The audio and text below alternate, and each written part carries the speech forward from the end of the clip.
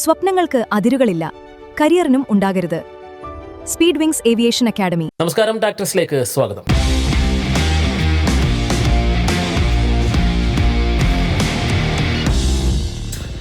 Spain ആരാധകരെ ആഹ്ലാദിക്കുക. ഇതാ നിങ്ങൾ ആഗ്രഹിച്ച പോലെയുള്ള സ്പാനിഷ് പട തിരിച്ചെത്തിയിരിക്കുന്നത്. സ്പാനിഷ് അർമാദം തന്നെയാണ് കാഴ്ചവെച്ചിരിക്കുന്നത്. 4 ഗോളുകളുമായ ഒരു ഗംഭീര തിരിച്ചുവരവ്. എനിക്കൊപ്പം മുഹമ്മദ് ജസീമുണ്ട്, ഒപ്പം സമീർ പിലാക്കലും ചേരുന്നുണ്ട്. രണ്ടുപേരും വന്നിരിക്കുന്നത് തന്നെ ആവേശം ഉൾക്കൊണ്ടാണെന്ന് തോന്നുന്നു. സ്പെയിൻ്റെ ഒരു കുപ്പായൊക്കെ അണിഞ്ഞുകൊണ്ട് വന്നിരിക്കുന്നത്. അതായത് കഴിഞ്ഞ മത്സരത്തിൽ തീർത്തും നിരാശപ്പെടുത്തിയെന്ന് പറയാൻ കഴിയില്ല. അപ്പുറ ഭാഗത്ത് കേപ്പ് വെർദയുടെ ഒരു ഉഷാറായിട്ടുള്ള ഒരു പ്രതിരോധം നമ്മൾ കണ്ടു. അതുകൊണ്ട് സ്പെയിൻ നിരാശപ്പെടുത്തി എന്ന് പറയുന്നതിനേക്കാൾ ഉപരി അവർക്ക് കൂടി ക്രെഡിറ്റ് അവകാശപ്പെടാറുണ്ട്. പക്ഷേ മറ്റൊരു കേപ്പ് വെർദെ ആകാൻ സൗദി അറേബ്യയ്ക്ക് കഴിഞ്ഞില്ല എന്നതാണ് ഇന്നത്തെ ഒരു നമുക്ക് എടുത്തു പറയാനുള്ളൊരു കാര്യം. മറിച്ച് ആദ്യ കളിയിൽ നിന്ന് പാഠം ഉൾക്കൊള്ളുന്ന സ്പെയിനെ നമ്മൾ കണ്ടു. എന്തൊക്കെ പിഴവുകൾ ആദ്യ കളിയിൽ അവർ വരുത്തിയോ അതെല്ലാം പാടെ തിരുത്തിക്കൊണ്ടുവരുന്ന സ്പെയിൻ എന്താണോ സ്പെയിൻ ആയി മാറുന്ന കാഴ്ച അല്ലേ ഇന്നത്തെ മത്സരം? തീർച്ചയായിട്ടും. ഇപ്പോൾ സ്പെയിനെ സംബന്ധിച്ചിടത്തോളം പറയുകയാണെങ്കിൽ അവർക്കൊരു നിർണായകമായൊരു പോരാട്ടം തന്നെയായിരുന്നു. കാരണം ആദ്യത്തെ കളി കേപ്പ് വെർദെ പോലുള്ള ഒരു ടീമിനോട് ഗോൾ രഹിത സമനിലയാണ്, ഒരു ഗോൾ പോലും അടിക്കാതെ അങ്ങനെ ഒരു സമനില വന്ന മത്സരം എല്ലാവർക്കും ഒരു പ്രതീക്ഷ ഇല്ലാതെ. കാരണം ഇന്ന് പലപ്പോഴും നമ്മൾ ഈ പ്രവചനങ്ങളും മറ്റൊക്കെ നോക്കുമ്പോഴേ പലരും സ്പെയിൻ ഇന്നിപ്പോൾ സൗദി കൂടിയാണല്ലോ. സൗദി എന്ന് പറയുന്നത് കഴിഞ്ഞ വർഷം അർജൻറ്റീനയെ തോൽപ്പിച്ച് വന്ന ഒരു ടീമാണ് എന്നുള്ളൊരു പവർ ഇപ്പോഴും അവർക്ക്, ആ ഒരു പവർ ഇപ്പോഴും ഉണ്ട്. അപ്പോൾ അത് വെച്ചിട്ടൊക്കെ ആളുകൾ കമ്പയർ ചെയ്ത് പറയുന്ന ഒരു സാഹചര്യമൊക്കെ ഉണ്ടാകുന്നു. പക്ഷേ അതിനൊക്കെ ഇതിനൊക്കെ അപ്രസക്താക്കിക്കൊണ്ടുള്ള ഒരു പ്രകടനം തന്നെയാണെന്ന് സ്പെയിൻ കാഴ്ചവെച്ചതെന്നുള്ളതാണ് എടുത്തു പറയേണ്ട ഒരു കാര്യമാണ്. കാരണം അവരെ സംബന്ധിച്ചിടത്തോളം ടോട്ടലി അവരുടെ ആ ഫുട്ബോൾ, ആ ഗെയിം, കേപ്പ് വെർദെക്ക് എന്താണോ കളിച്ചത് അതിൽ നിന്ന് ടോട്ടലി അവരെന്നും മാറിയിട്ടുണ്ട് എന്നുള്ളത് പ്രധാനപ്പെട്ട കാര്യമാണ്. അതിന് പ്രധാനപ്പെട്ട പോയിന്റ് എന്ന് പറയുന്നത് അതിൽ 4 മാറ്റങ്ങൾ വരുത്തിയത് തന്നെയാണ്. അതിൽ ലമീൻ യമാലിനെ ആദ്യത്തിൽ ഫസ്റ്റ് ലെവലിൽ കൊണ്ടുവന്നു എന്നുള്ളത് തന്നെയാണ് ഏറ്റവും പ്രധാനപ്പെട്ട കാര്യം. കാരണം അദ്ദേഹം വരുമ്പോൾ ഉണ്ടാകുന്ന ഒരു ഊർജ്ജം കഴിഞ്ഞ മത്സരത്തിൽ അദ്ദേഹം ഇറങ്ങിയത് ഒരു 80 മിനിറ്റിന് ശേഷം ആ സമയത്ത് ഇറങ്ങി കഴിഞ്ഞ മത്സരത്തിൽ. ഈ മത്സരത്തിൽ അദ്ദേഹം ഫസ്റ്റ് ലെവലിൽ വരുമ്പോൾ അന്ന് 80 മിനിറ്റിന് ശേഷം എങ്ങനെയായിരുന്നു ആ കളി നമ്മൾ കണ്ടപ്പോഴൊക്കെ മനസ്സിലായത്. കാരണം ഇദ്ദേഹത്തെ ഒരു ഘട്ടത്തിൽ നമ്മൾ ആദ്യം ഇറക്കിയിട്ടുണ്ടായിരുന്നെങ്കിൽ ഗോൾ അവിടെ പിറക്കും എന്നുള്ളത് നമുക്ക് കരുതി. പക്ഷേ തൊട്ടടുത്ത മത്സരത്തിലേക്ക് വന്നപ്പോൾ 10-ാം മിനിറ്റിൽ അദ്ദേഹം ഗോളടിച്ച് അത് തെളിയിക്കുക തന്നെ ചെയ്തു. അപ്പോൾ അങ്ങനെ ഒരു ലമീൻ യമാൽ എന്നുള്ളൊരു ഫാക്ടർ അത് സ്പെയിൻ എത്രത്തോളം പ്രധാനപ്പെട്ടതാണ് എന്നുള്ളൊരു ഘടകം ഇന്ന് ഞാൻ മനസ്സിലാക്കുന്നത്. അതിൽ നിക്കോ വില്യംസും കൂടി ശരിക്കും അവിടെ ഉണ്ടെങ്കിൽ അവരുടെ ആ കോംബോ വർക്കൗട്ട് വരുന്നത്. പക്ഷേ കോച്ച് പകരക്കാരനായിട്ട് വന്നു. അത് പകരക്കാരനായത് അവർ രണ്ടുപേരുണ്ടാകുന്ന ഒരു കോംബോ ഉണ്ട്. അത് വളരെ രസകരമായൊരു കോംബോ ആണല്ലോ.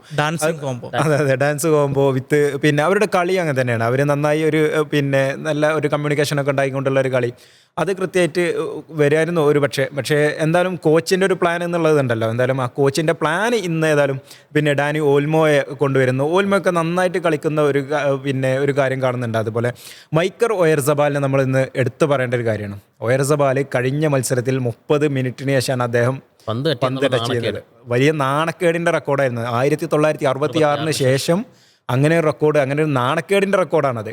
ഇന്ന് അദ്ദേഹം ആദ്യ 25 മിനിറ്റിനകത്ത് 2 ഗോൾ ആദ്യ ഗോളിന് അസിസ്റ്റ് ചെയ്തു. അതും 1966 കേസ് പറയുമ്പോൾ കഴിഞ്ഞ മത്സരത്തിൽ അദ്ദേഹം ഒരു നാണക്കേണ്ട റെക്കോർഡാണെങ്കിൽ ഇത് 1966 ഏറ്റവും മികച്ച അതായത് ഒരു അസിസ്റ്റും 2 ഗോളുകൾക്കും വഴിയൊരുക്കി എന്നുള്ളതാണ്. അപ്പോൾ ഒയർസബാൽ എന്താണ് അദ്ദേഹം അത് ചില ആംഗ്യങ്ങൾ കാണിക്കുന്നുണ്ടായിരുന്നു ഗോളാഘോഷത്തിൻ്റെ. ഒരു പക്ഷേ ഈ ലോകകപ്പോടുകൂടി അവസാനിച്ച് പോയേക്കാം പോലും നമ്മൾ സംശയിച്ചൊരു കരിയറാണ് ഒയർസബാലിൻ്റേത്. അതിന് അദ്ദേഹം അതിശക്തമായിട്ട് 2ാമത്തെ മത്സരം തിരിച്ചു വരുന്നു. അത് ഒരു ക്വാളിറ്റി തന്നെയാണ്. അത് നമ്മൾ പറഞ്ഞല്ലോ, ഈ 4 മാറ്റങ്ങൾ പറഞ്ഞല്ലോ. ഒരു പക്ഷേ കോച്ച് ഫ്യൂണ്ടെ ആദ്യം വേണമെങ്കിൽ മാറ്റേണ്ടിയിരുന്നത് ഒയർസബാലിനെ ആയിരുന്നു. പക്ഷേ അദ്ദേഹത്തിൽ ഒരു താരത്തിൽ കോച്ച് അർപ്പിക്കുന്ന ഒരു വിശ്വാസം എന്ന് പറയുന്നത് തന്നെയാണ് ഏറ്റവും പ്രധാനം തോന്നുന്നത്. അതിന് അദ്ദേഹം റിട്ടേൺ നൽകുകയാണ് ശരിക്കും ചെയ്തത്. അപ്പം ഒയർസബാലിൻ്റെ ഒരു കാര്യം നമ്മൾ പറഞ്ഞു. പിന്നെ 2 മാറ്റം, ഒന്ന് പ്രതിരോധത്തിലുണ്ടാകുന്ന ഒരു മാറ്റം വന്നു, ഓൽമോയുടെ ഒരു മാറ്റം മധ്യനിരയിൽ വരുന്നു. അങ്ങനെ 4 മാറ്റങ്ങൾ. പിന്നെ ലെഫ്റ്റ് പെഡ്രോ പോറോയും അപ്പുറത്ത് കുർക്കലയും തമ്മിൽ നേരത്തെ സൂചിപ്പിച്ച പോലെ മുന്നേറ്റത്തിൽ 2 വിങ്ങിലും എമീൻ ലമാലും മറുഭാഗത്ത് നിക്കോ വില്യംസും കാണിക്കുന്ന ആ ഒരു റാപ്പോ എന്താണോ അത് തന്നെയാണ് പിന്നിൽ കുക്രലയും പെട്രോ നടക്കുന്നത്. അവിടെ നിന്ന് പന്ത് അതിവേഗം മുന്നിലേക്ക് വരുന്നുണ്ട്. അവിടെ നിന്ന് വീണ്ടും മുന്നിലേക്ക് പന്ത് ചലിക്കുകയും ചെയ്യുന്നു, വിങ്ങിലേക്ക് വരികയും ചെയ്യുന്നു. അപ്പോൾ സ്വാഭാവികമായിട്ട് 4 മാറ്റങ്ങൾ, ആ 4 മാറ്റങ്ങളും ഫലം കണ്ടു. ഫ്യൂണ്ടെ എന്ന് പറയുന്ന ഒരു കോച്ച് നടത്തിയിട്ടുള്ള ഏറ്റവും വലിയ ചൂതാട്ടമായിരുന്നൊക്കെ ഒരു പക്ഷേ കഴിഞ്ഞ മത്സരം. ഇന്നത് അതിൻ്റെ പൂർണ്ണാർത്ഥത്തിലേക്ക് വന്നിരിക്കുന്നു അല്ലേ? ഈ ഫുവൻ്റെ കുറിച്ച് പറയുകയാണെങ്കിൽ ഫുവൻ്റെ ഒരു ക്വാളിറ്റിയും ഇതാണ്. ഈ 2010 ടിക്കി ടാക്ക ഭയങ്കരമായിട്ട് വിജയം കാണുന്നു. അതിനുശേഷം ലപ്പോട്ടയ്ക്ക് വന്നു, ലൂയിസ് ഹെൻറിക്കൊക്കെ വന്നാലും എതിരാളികൾ മറുമരുന്ന് കണ്ടെത്തിയ ഒരു സമയം പോലും ഉണ്ടായിട്ടും ടിക്കി ടാക്കയെ ഒരു പരിഷ്കരിക്കാൻ ഇവർ തയ്യാറായിരുന്നില്ല. ഫുവൻ്റെയാണ് അത് പരിഷ്കരിക്കുന്നത്. അഥവാ സാഹചര്യത്തിനനുസരിച്ച് പ്ലാനുകൾ മാറ്റുന്ന രീതി എന്ന് പറയുന്നതാണ് ഫുവൻ്റെയുടേത്. അതുകൊണ്ട് തന്നെയാണ് ആദ്യ 11-ൽ തന്നെ 4 മാറ്റങ്ങൾ വരുത്തിയിട്ടുണ്ടായിരുന്നത്. ഒരു പക്ഷേ കഴിഞ്ഞ 11-നെ തന്നെ വേണമെങ്കിൽ പരീക്ഷിക്കാമായിരുന്നു. കാരണം ആദ്യ മത്സരമാണ്. രണ്ടാമത്തെ മത്സരത്തിൽ അത് പരീക്ഷിക്കാമായിരുന്നു. പക്ഷേ സാഹചര്യങ്ങൾക്കനുസരിച്ച് ഫുവൻ്റെ തീരുമാനമെടുക്കുന്നു എന്നുള്ളതാണ് ഫുവൻ്റെയുടെ ഒരു ക്വാളിറ്റി എന്ന് പറയുന്നത്.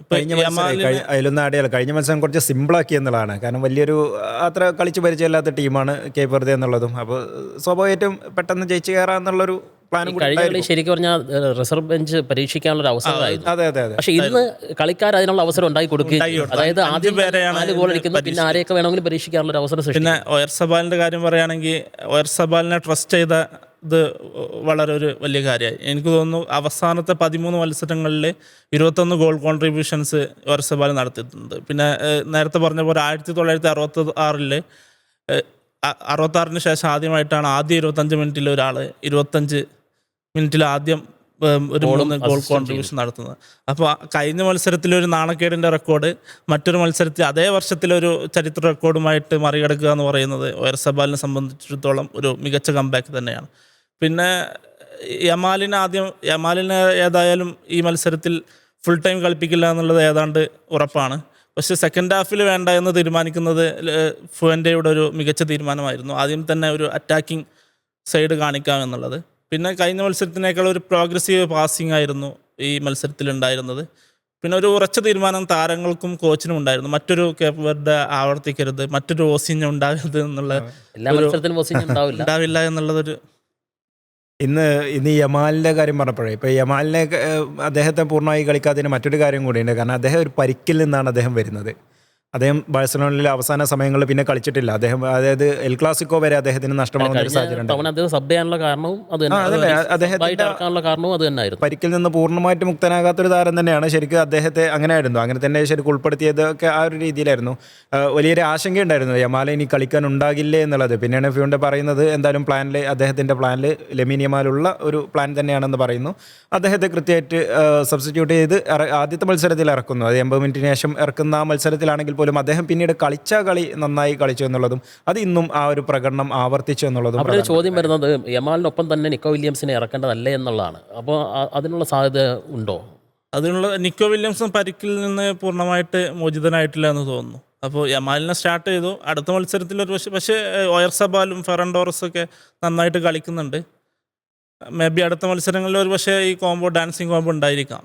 ഈ ലോ ബ്ലോക്ക് തകർക്കുന്നതിലുണ്ടായിട്ടുള്ള ഒരു പിഴവായിരുന്നു കഴിഞ്ഞ മത്സരം കേപ്പ് വെർദെക്കെതിരെ സ്പെയിനിനെ പറ്റിച്ച ഒരു പാളിച്ച എന്ന് പറയുന്നത്. ഒരു ചെറു ടീം അവർ ബ്ലോക്കായിട്ട് ബ്ലോക്ക് ചെയ്യാൻ നിശ്ചയിച്ചിരുന്നു. പക്ഷേ അതിവേഗത്തിലുള്ള പാസുകൾ കൊണ്ട് വൺ ടച്ച് ഗെയിം അതിലേക്ക് സ്വിച്ച് ചെയ്യാനോ കഴിഞ്ഞ കളിയിൽ അവർക്ക് കഴിഞ്ഞിട്ടില്ല എന്നുള്ളതാണ് വിങ്ങിലെ വേഗതക്കുറവ്. വിങ്ങിലെ വേഗതക്കുറവിൻ്റെ പ്രശ്നം എന്താണെന്ന് നമ്മൾ കഴിഞ്ഞ മത്സരം തന്നെ മനസ്സിലാക്കിയാണ്. ഒരു സൈഡിൽ യമാൽ വന്നപ്പോൾ തന്നെ ആ കളി മാറുന്നത് കണ്ടു. പിന്നെ വേഗത കുറഞ്ഞ പാസിങ്ങും റൊട്ടേഷനും ഒക്കെ ആയിരുന്നു കഴിഞ്ഞ കളിയിൽ. അത് സ്വിച്ച് ചെയ്യാൻ അവർക്ക് സ്പെയിന് കഴിയുന്നുണ്ടായിരുന്നില്ല.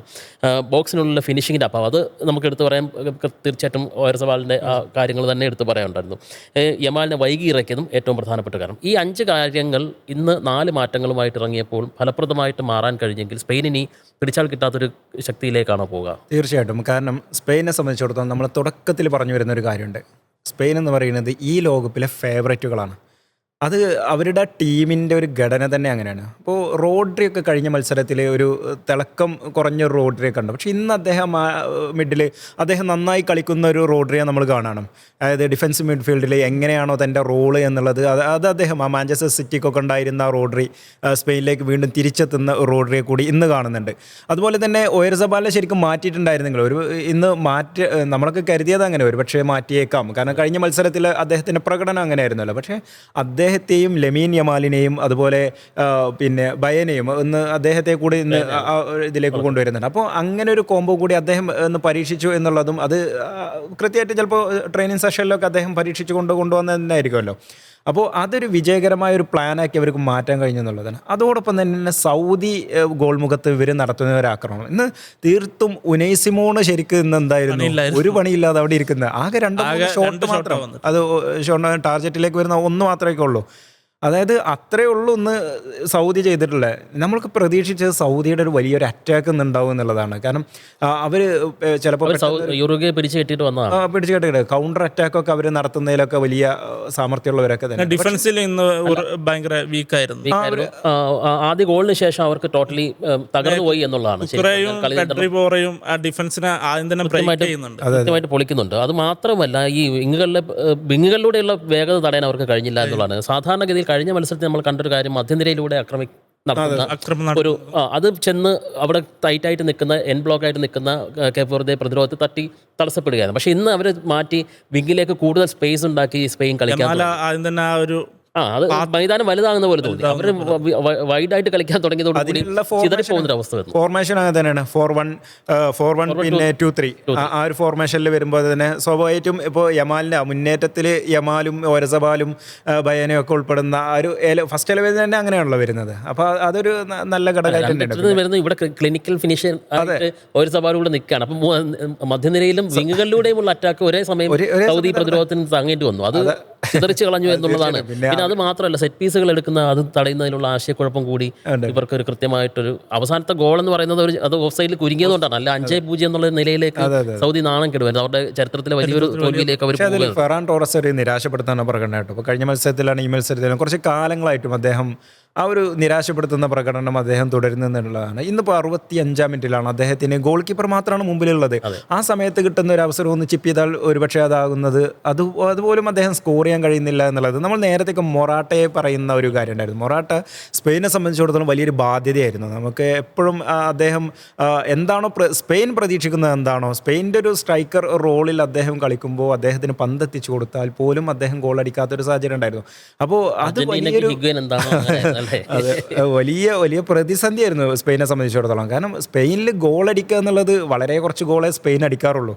അപ്പോൾ അതിൽ മൊറാട്ട ചെയ്യാവുന്ന ഒരു പങ്കുണ്ട്. പക്ഷെ അത് അദ്ദേഹം നടത്തുന്നില്ല എന്നുള്ളത് വലിയ ഒരു പ്രതിസന്ധി ഉണ്ടാക്കിയിരുന്നു. അത് പിന്നീട് അദ്ദേഹം ലോകകപ്പിൽ നിന്ന് തന്നെ ടീമിൽ നിന്ന് തന്നെ പുറത്തു പോകേണ്ട ഒരു സാഹചര്യം കൂടി ഉണ്ടായി. അപ്പോൾ അങ്ങനെ റോളിലേക്ക് അവിടെയൊക്കെ ഫെറാൻ ടോറസും ഇതുപോലെയൊക്കെ ചെയ്യുമ്പോൾ സ്വാഭാവികമായിട്ടും അടുത്ത മത്സരങ്ങളൊക്കെ ചിലപ്പോൾ അദ്ദേഹവും ഇനി പുറത്തിരിക്കേണ്ട ഒരു സാഹചര്യം വരും. കാരണം അപ്പുറത്ത് നല്ല ടീം എന്തായാലും ഉണ്ടല്ലോ. സ്പെയിനെ സംബന്ധിച്ചിടത്തോളം ഒരു ഭയപ്പെടേണ്ട ഒരു സാഹചര്യമോ മറ്റൊന്നുമില്ല. കാരണം അത്രത്തോളം താരനിബിഡമായ ഒരു സംഘം അവിടെ ഉണ്ട് എന്നുള്ളതാണ്. ഇപ്പം ഇന്ന് കുക്കുറയുടെ കളിയൊക്കെ തന്നെ നമ്മൾ ശ്രദ്ധിച്ചല്ലോ. അതെ, കുക്കുറയ ഇവിടെ അദ്ദേഹത്തിന്റെ പൊസിഷൻ ആണ്, പക്ഷേ അദ്ദേഹം ബോക്സിലുണ്ട്. അത് അവിടെ ആവശ്യമില്ല. കാരണം ഇവിടെ അത്രത്തോളം പിന്നെ ഗോൾ അടിക്കുക എന്നുള്ളത്, കാരണം അവരെ സംബന്ധിച്ചിടത്തോളം ഗോൾ അടിക്കാത്ത ടീം എന്നുള്ള ചീത്തപ്പേര് ഇന്ന് മാറ്റിയെടുക്കാനും കൂടി അവർ ശ്രമിച്ചിട്ടുണ്ട്. നാലാമത്തെ ഗോളും കുക്കുറയുടെ കയ്യിലാണ്. അതെ, പിന്നെ മാറുന്നു എന്നുള്ളതാണ്. ശരിക്കും കുക്കുറയുടെ ഒരു അറ്റംപ്റ്റ് തന്നെയാണ്, അദ്ദേഹത്തിന്റെ ഒരു ഗോൾ തന്നെയാണ്. അത് റിഫ്ലക്ഷൻ വന്ന് ഇന്നത്തെ കളിയിൽ സ്പെയിന് എല്ലാ ഗോളും ഒരു 3-4 പാസിലൊക്കെ ഇട്ട ഗോളുകളാണ്. അത് വൺ ടച്ച് ഗെയിം കളിക്കാൻ കഴിഞ്ഞ തവണ നമ്മൾക്ക് അറിയാം കേപ്പുറത്തേക്കെതിരെ 74% പന്ത് ബോൾ പൊസിഷൻ ഉണ്ടായിട്ടും 23 ഷോട്ടുകൾ പായിച്ചിട്ടും അവർക്ക് ലക്ഷ്യത്തിലേക്ക് എത്തിക്കാൻ കഴിഞ്ഞില്ല. പക്ഷേ ഇത്തവണ ഓൾ ഔട്ട് അറ്റാക്ക് നമ്മൾ ചോദിക്കുന്നത് ഇതാണ്, സ്പെയിനിൽ നിന്നും നമ്മൾ പ്രതീക്ഷിക്കുന്ന ഓൾ ഔട്ട് അറ്റാക്ക് തന്നെയാണ്. അതാണ് അവർ പിന്തുടരേണ്ട ഒരു കാര്യം. പുതിയ കാലത്ത് അതാണ് വേണ്ടതെന്നാണ് തോന്നുന്നത്. മീൻസ് ഫുവൻ്റെ ആ ടീമിനെ പരുവപ്പെടുത്തിയതും ഓൾ ടൈം അറ്റാക്ക് എന്നുള്ള ഇതിലേക്കാണ്.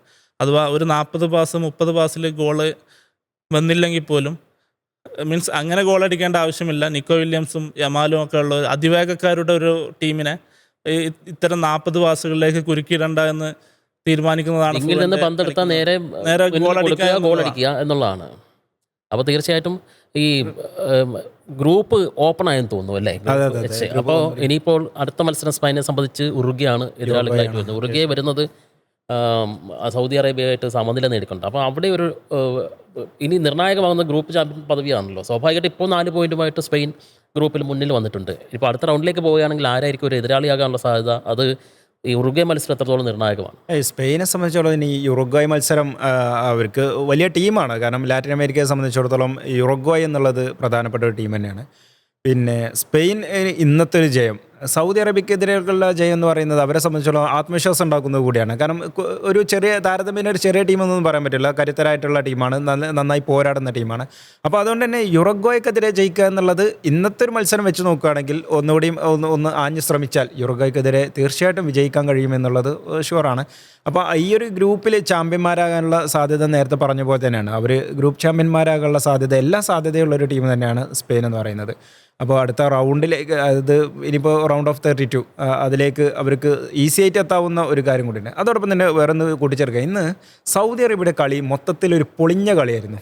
അതായത് ഡിഫൻസൊക്കെ എന്താണ് പറയുക, കാരണം അവർ ഒരു ടച്ച് ചെയ്താൽ അതുപോലും സ്പെയിനിൻ്റെ കാലിലേക്ക് അവർ അറ്റാക്ക് ചെയ്ത് എടുക്കേണ്ട ആവശ്യമില്ല, കാരണം അവരുടെ കാലിലേക്ക് എത്തുന്ന രീതിയിൽ. യൂറോക്കെതിരെ നന്നായിട്ട് കളിച്ചു. അതെ, യൂറോക്കെതിരെ നന്നായിട്ട് കളിക്കുന്ന ഒരു ടീം സ്പെയിനെതിരെ എനിക്ക് തോന്നുന്നു ആ 10 അല്ല, ഞാൻ ഇന്നത്തെ കളി എന്ന് പറഞ്ഞാൽ ആദ്യത്തെ 5 മിനിറ്റ് തന്നെ എടുക്കാം. ആദ്യത്തെ 5 മിനിറ്റിൽ 3 ചാൻസ് യമാലടക്കമുള്ളവർ ക്രിയേറ്റ് ചെയ്തിട്ട് ആൾ ഔട്ട് അറ്റാക്ക് തന്നെയായിരുന്നു. അങ്ങനെ ഒരു മൊമെന്റത്തിൽ നിൽക്കുന്ന ഒരു ടീമിനെതിരെ എന്ത് ചെയ്യണം, പ്രതിരോധിക്കണോ കൗണ്ടർ ചെയ്യണോ എന്നുള്ളൊരു കൺഫ്യൂഷൻ അവർക്കുണ്ടാവും. ഫോർമേഷൻ 5 ഇതാണ് 5 പേര് അതന്നെ. ആ 5 എവിടെ നിന്ന് വന്നു എന്ന് ചോദിച്ചാൽ ഒരുപക്ഷെ കേപ്പ് വെറുതെ കാണിച്ചു കൊടുത്ത മാതൃകയായിരിക്കും. ഈ അന്ന് സ്പെയിൻ ഇത്രയും അറ്റാക്ക് ചെയ്തിട്ടില്ല എന്ന കാര്യം വ്യക്തമാണ്. പക്ഷേ ഇത് തിരമാല പോലെ ആഞ്ഞടിക്കുന്ന ഒരു സാഹചര്യത്തിൽ പ്രതിരോധിക്കണോ കൗണ്ടർ ചെയ്യണോ എന്നുള്ളൊരു കൺഫ്യൂഷനിൽ ശരിക്കും പറഞ്ഞാൽ സൗദി പ്രതിരോധവും സൗദി താരങ്ങളും വായ്പുള്ളൂ. പിന്നെ 10-ാം മിനിറ്റിൽ ആ ഗോൾ വന്നതോടുകൂടി നമുക്കറിയാം, ഒരു ഗോള് തുടക്ക സമയത്ത് തന്നെ ഒരു ഗോൾ വീണാൽ ചിതറിപ്പോകുന്ന ഒരു മാനസികാവസ്ഥയിൽ കളിക്കൽ വരും. ബ്രസീലിൻ്റെ 7-അപ്പ് തോൽവി തന്നെ അതിന് ഉദാഹരണമാണ്. ഇന്ന് ഒരു പക്ഷേ അത്രയിലേക്ക് വന്നേക്കാമായിരുന്നു. പക്ഷേ യമാലും ഒയർസബാലൊക്കെ ഇറങ്ങി മാറിയപ്പോഴത്തേക്ക് അല്ല, അത് അടുത്ത മത്സരത്തിന്റെ ഒരു കരുതൽ. ജസീമ പറഞ്ഞ പോലെ ഫെറൻ ടോറസ് ഒന്ന് തിളക്കമുള്ള പ്രകടനം നടത്തിയിരുന്നെങ്കിൽ 2-3 ചാൻസൊക്കെ ഫെറൻ ടോറസിന് കിട്ടിയിരുന്നു. കാരണം അവിടെ അവസരങ്ങൾ ഒരുപാട് ക്രിയേറ്റ് ചെയ്യും. ഇപ്പോൾ യമാലിൻ്റെ കാര്യം നേരത്തെ പറഞ്ഞ പോലെ തന്നെ കേട്ടോ, യമാൽ അവിടെ ചെന്ന് അറ്റാക്ക് ചെയ്ത് അവിടെ അവസരങ്ങൾ ഉണ്ടാക്കി അവർ നന്നായി പാസ് ചെയ്തൊക്കെ കളിക്കുന്ന, അതായത് ബോക്സിൽ വെച്ചിട്ട് നന്നായിട്ട് കളിക്കുന്നുണ്ടായിരുന്നു.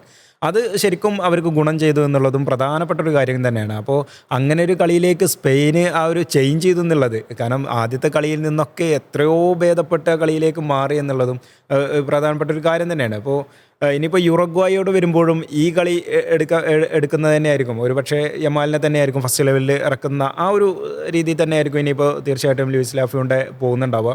പിന്നെ ഡാനിയോൽമോ ഒക്കെ ഇന്ന് കളിക്കുന്നൊരു കളിയുണ്ട്, കാരണം അദ്ദേഹം ചാൻസ് ക്രിയേറ്റ് ചെയ്യുന്ന ഒരു രംഗമുണ്ട്, അത് നല്ലതാണ്. അപ്പോൾ ഒയർസബാലാണെങ്കിൽ പോലും ഒയർസബാലും പലപ്പോഴും നല്ല അവസരങ്ങൾ കിട്ടിയ ഒരു പക്ഷേ ഹാട്രിക്കിൻ്റെ മുകളിലൊക്കെ ഒന്ന് പോകായിരുന്ന അവസരങ്ങളൊക്കെ ഉണ്ടായിരുന്നു. പ്രത്യേകിച്ച് പറയുകയാണെങ്കിൽ സൗദി അറേബ്യയുടെ പ്രതിരോധം അത്ര കനപ്പെട്ട പ്രതിരോധം ആയിരുന്നില്ല എന്നുള്ളത്. ഗോൾ കീപ്പറും 9 സേവുകളൊക്കെ നടത്തിയിട്ടുണ്ട്. അതെ, പക്ഷേ ഗോൾ കീപ്പർ വലിയ ഒരു ഫ്ലോപ്പ് ആയിരുന്നു ഗോൾ കീപ്പർ. അതായത് 5-4-1 എന്നുള്ള പൊസിഷനിൽ കളിക്കുന്ന ടീമിനെ പിന്നെ ഒരു പ്രതിരോധം അത്രത്തോളം ആളുകൾ, ആ 4 എന്നുള്ള ആളുകൾ പോലും ആ പ്രതിരോധത്തേക്ക് ഇറങ്ങി നിൽക്കുന്ന സാഹചര്യത്തിൽ പോലും അവർക്കത് പ്രതിരോധിക്കാൻ കഴിയുന്നില്ല എന്നതും മിസ് പാസ് വല്ലാതെ വന്ന് അത് അവരെ സംബന്ധിച്ചിടത്തോളം ഒരു പിന്നെ തോൽവിയിലേക്ക്, ഇങ്ങനത്തെ ഒരു തോൽവിയിലേക്ക് അത് കാരണമായിട്ടുണ്ടെന്നുള്ളതാണ്. എന്തായാലും സ്പെയിനിൻ്റെ ഒരു ഫോർമേഷൻ അല്ലെങ്കിൽ ശൈലി പ്രകാരം ഇത്രത്തോളം ഗോൾ അടിക്കും എന്നുള്ളത് അവരും പ്രതീക്ഷിച്ചിട്ടുണ്ടാവില്ല ഒരു പക്ഷേ, കാരണം സ്പെയിൻ്റെ ഒരു ശൈലി അങ്ങനെയാണല്ലോ, ഗോൾ കൂടുതൽ സ്കോർ ചെയ്യുക എന്നുള്ളതിനപ്പുറം നന്നായി കളിച്ച് അതെ അതാണ്. പക്ഷേ അവർ ഗോൾ കൂടുതൽ സ്കോർ ചെയ്യും. പക്ഷേ ഇന്ന് അവരെന്ത് ചെയ്തു, അവസരം അവർ മുതലാക്കി എന്നുള്ളതാണ്. അവസരം മുതലാക്കി അവർ ഗോൾ പരമാവധി സ്കോർ ചെയ്യാൻ ശ്രമിച്ചു എന്നുള്ളത് കൂടിയുണ്ട്. പക്ഷേ ഒന്നുകൂടി ശ്രമിച്ചിരുന്നെങ്കിൽ കൂടുതൽ ഗോൾ അടിക്കാൻ സാധിച്ചേനെ എന്നുള്ളത്. ഇന്ന് കഴിഞ്ഞ കളിയായിട്ട് നോക്കുമ്പോൾ ഫോർമേഷനിൽ അവർ 4-1-2-3 തന്നെയാണ് നിലനിർത്തിയിട്ടുള്ളത്. പക്ഷേ അതിൽ ഏറ്റവും പ്രധാനമായിട്ടുള്ളൊരു മാറ്റം ഗാവിയുടെ കാര്യത്തിലാണ്. ഗാവിക്ക് പകരം ബയേന ലെഫ്റ്റ് വിങ്ങിലേക്ക് വരുന്നു. അങ്ങനെയാണ് ഫോർമേഷൻ വന്നിട്ട്. വലതുവശത്ത് യമാൽ വരുന്നു, അവിടെ പോകുന്നത് ടോറസാണ്. പിന്നീട് എന്ന പ്രതിരോധത്തിൽ നമ്മൾ പറഞ്ഞു കഴിഞ്ഞു, പോറോയുടെ കാര്യം പറഞ്ഞു, മറുഭാഗത്ത് ലൊറൻ്റെ ആയിരുന്നു കഴിഞ്ഞ തവണ ഉണ്ടായിരുന്നത്. പിന്നെ ഒരു മാറ്റം എന്ന് പറയുന്നത് കാര്യമായിട്ടില്ല. പക്ഷേ ഈ ഗാവിയെ സബ് ചെയ്യാൻ പോലും അല്ലെങ്കിൽ രണ്ടാമത് ഇറക്കാൻ പോലും ഇന്ന് കോച്ച് ശ്രമിച്ചില്ല എന്നത് അദ്ദേഹത്തിന് മുന്നിലുള്ള വഴി ഒരു അടയാനുള്ള സാധ്യത എത്രത്തോളം ഉണ്ട്. അദ്ദേഹത്തിലുള്ള കഴിഞ്ഞ കളിയിലെ ഒരു മോശം പ്രകടനമെന്നോ അല്ലെങ്കിൽ പറയാവുന്ന ഒരു കാര്യം അദ്ദേഹത്തിന് മുന്നിൽ ഈ പറഞ്ഞ പോലെ ഒരു വഴി അടയാനുള്ള സാധ്യതയുണ്ടോ? അതോ ഇതായിരിക്കുമോ ഇനിയിപ്പോൾ ടീമിന് മുന്നിലുള്ള ഇത് വിജയിച്ച ഒരു ഫോർമേഷൻ വന്ന സ്ഥിതിക്ക് എങ്ങനെയായിരിക്കും സ്പെയിൻ മുന്നോട്ട്? ഉറുഗ്വേക്കെതിരെ പോലും ഒരു പരീക്ഷണം ഉണ്ടായേക്കാം, ഗാവിക്ക് അവസരം കിട്ടിയേക്കാം. പക്ഷെ അതിനപ്പുറത്തേക്ക് ഒരു ഫിക്സഡ് ലൈനപ്പ് ഉണ്ടാക്കാൻ സാധ്യതയുണ്ട്. യമാൽ ഒരു പക്ഷേ ഇനി ഫസ്റ്റ് ഹാഫ് മുഴുവൻ കളിക്കാം, ഫസ്റ്റ് ഹാഫിന് ശേഷവും കളിക്കാം. നിക്കോ വില്യംസ് ചിലപ്പോൾ നേരത്തെ ഇറങ്ങാം. ഗവിയുടെ കാര്യം നോക്കുകയാണെങ്കിൽ ഗവി നന്നായിട്ട് പെർഫോം ചെയ്യുന്നില്ല, പന്ത് എത്തിക്കുന്നില്ല, തിരിച്ച് പന്ത് എടുക്കില്ല, അദ്ദേഹം നന്നായി കളിക്കേണ്ട ഒരു സാഹചര്യം, ആ ഒരു കോൺട്രിബ്യൂഷൻ ഇല്ല. അപ്പോൾ അത് ഒരു ഫോർമേഷനിൽ വേറെ ഒന്നും കേട്ടോ, അവർ സബ്സ്റ്റിറ്റ്യൂട്ട് ചെയ്യുമ്പോഴേ ഇന്ന് പിന്നെ ഡിഫൻസ് ഒന്നും ഒരാളെ പോലും ഇന്ന് വലിച്ചിട്ടില്ല എന്നുള്ളതാണ്. അതായത് ആ ഒരു പിന്നെ ആ 4 പേര് അവിടെ തന്നെ, അത് പ്രത്യേകിച്ച് പോറൊക്കെ ഒന്ന് കളിക്കുന്ന ഒരു കളിയുണ്ട് അവിടെ ശരിക്ക് ക്രിയേറ്റ് ചെയ്ത. അപ്പോൾ നേരത്തെ പറഞ്ഞ പോലെ തന്നെ കുക്രയും പോറോ എന്നല്ല, അപ്പോൾ അവിടെ അവർ സെറ്റാക്കി ആ ഡിഫൻസ് അവർക്ക് നല്ല സെറ്റാണ് എന്നുള്ളതും. അതുപോലെ തന്നെ ഡിഫൻസ് മിഡ്ഫീൽഡിൽ പിന്നെ റോഡ്രി റോഡ്രിയുടെ ഒരു പ്രകടനം അവിടെ മാറ്റങ്ങൾ വരാൻ സാധ്യത ഉണ്ടാവില്ല. അവിടെ അതെ. അപ്പോൾ ഗാവി നേരത്തെ പറഞ്ഞ പോലെ ഗാവി ഒരു ചെറിയൊരു ഒന്ന് ബാക്കിക്ക് വലിഞ്ഞു നിൽക്കുന്നുണ്ട് അദ്ദേഹം. പക്ഷേ അദ്ദേഹത്തെ അങ്ങനെ എഴുതി തള്ളേണ്ട ആവശ്യമില്ല. അദ്ദേഹം തിരിച്ചു വരാനൊക്കെ കരുത്തുള്ള ഒരു താരം തന്നെയാണ്. മിഡ്ഫീൽഡിൽ അദ്ദേഹത്തിൻ്റെ ഒരു സാന്നിധ്യം എന്ന് പറയുന്നത് സ്പെയിനെ സംബന്ധിച്ചിടത്തോളം കഴിഞ്ഞ ലോകകപ്പുകളിലൊക്കെ നമുക്ക് കണ്ട ഒരു കാര്യം കൂടിയാണ്. അപ്പോൾ അദ്ദേഹത്തിൻ്റെ ഒരു സാന്നിധ്യം എന്ന് പറയുന്നതും സ്പെയിനെ സംബന്ധിച്ചിടത്തോളം പ്രധാനപ്പെട്ടാണ്. എന്തായാലും അവരുടെ റിസർവ് ബെഞ്ച് എന്ന് പറയുന്നത് നല്ല ടീമാണെന്നുള്ളതാണ് അതിൻ്റെ ഒരു ഘടകം. അപ്പോൾ ഇന്ന് റിസർവ് ബെഞ്ചിനെ പരീക്ഷിക്കാനുള്ള അവസരം 16 താരങ്ങൾ പരീക്ഷിക്കാനുള്ള അവസരം ഉണ്ടായിരുന്നു എന്നുള്ളതാണ് തീർച്ചയായിട്ടും. അപ്പോൾ എന്തായാലും സ്പെയിനായിട്ട് തന്നെ മടങ്ങിയെത്തിയിരിക്കുന്നത്. ഈ സ്പെയിൻ്റെ ഈ പോക്ക് പോവുകയാണെങ്കിൽ സ്പെയിൻ എവിടെ വരെ എത്തും അനായാസം എന്നുള്ളതാണ് അടുത്ത ചോദ്യം. അതായത് ശക്തരായിട്ടുള്ള എതിരാളികൾ വരുന്ന ഒരു ഘട്ടം വരെയെങ്കിലും സ്പെയിൻ്റെ ഒരു മുന്നേറ്റം എളുപ്പമായിരിക്കും എന്ന് പറയുന്നത്. എങ്ങനെയാണ് സ്പെയിൻ്റെ എവിടെ വരെ പ്രതീക്ഷിക്കുന്നത്? 2010 ശേഷം അവർ 2014 ഗ്രൂപ്പ് ഘട്ടത്തിൽ പുറത്താവുന്നു. 2018 2022 ക്വാർട്ടറിൽ പുറത്താകുന്നു. പ്രീ ക്വാർട്ടറിൽ. അപ്പോൾ പക്ഷേ 2024 ഒരു സെമിയിലോ ഫൈനലിലോ സ്പെയിൻ ഉണ്ടാവുന്നതെന്നാണ് വിശ്വസിക്കുന്നത്. അതിനു മുമ്പ് ശക്തരായ എതിരാളികൾ അർജന്റീന വരുകയാണെങ്കിൽ ഒരു പക്ഷേ ടൈറ്റ് കോമ്പറ്റീഷൻ ഉണ്ടാവാം. റിസൾട്ടുകൾ മാറി മറിഞ്ഞേക്കാം. പലരും ഇപ്രാവശ്യം കപ്പെടുക്കുമെന്ന് പറഞ്ഞ ഒരു ടീം കൂടിയായിട്ടാണ് സ്പെയിൻ ഉള്ളത്. പവർ റാങ്കിങ്ങിലൊക്കെ ഏറെ മുന്നിലാണ് സ്പെയിൻ. ഈ ഒരു കളി കളിച്ചാൽ ഗോളുകൾ അടിക്കാനായാൽ ഈ മത്സരം എന്ന് പറഞ്ഞാൽ പാസ് ചെയ്യാൻ മാത്രമല്ല നമുക്ക് ഗോളും അടിക്കാൻ അറിയാം എന്ന് പ്രഖ്യാപിച്ചൊരു മത്സരം കൂടിയാണ്. അപ്പോൾ ഈ ഒരു മികവ് തുടർന്നാൽ ഒരു സെമി ഫൈനൽ സ്ലോട്ട് ഉറപ്പായിട്ടും.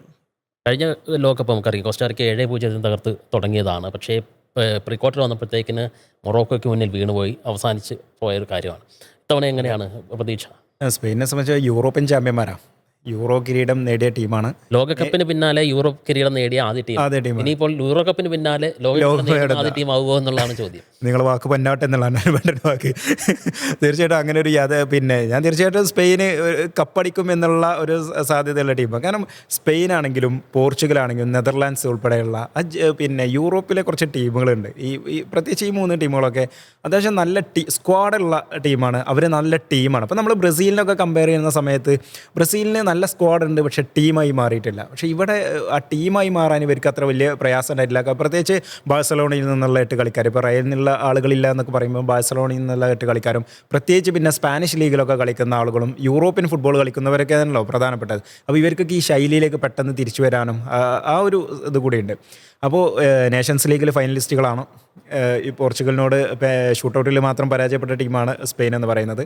അപ്പോൾ അതുപോലെ തന്നെ യൂറോ ചാമ്പ്യന്മാരാണ്. സ്വാഭാവികമായിട്ടും യൂറോ ചാമ്പ്യന്മാരെന്നൊക്കെ പറയുന്നത് ഒരു ലോക ചാമ്പ്യൻ്റെ പവറുള്ള ടീം തന്നെയാണ്. നമുക്ക് കയ്യാലപ്പുറത്ത് ഒരു നഷ്ടപ്പെട്ട ആ യുദ്ധം കാരണം നമുക്ക് നഷ്ടപ്പെട്ട ഫൈനലിസമേ ആയിരുന്നു.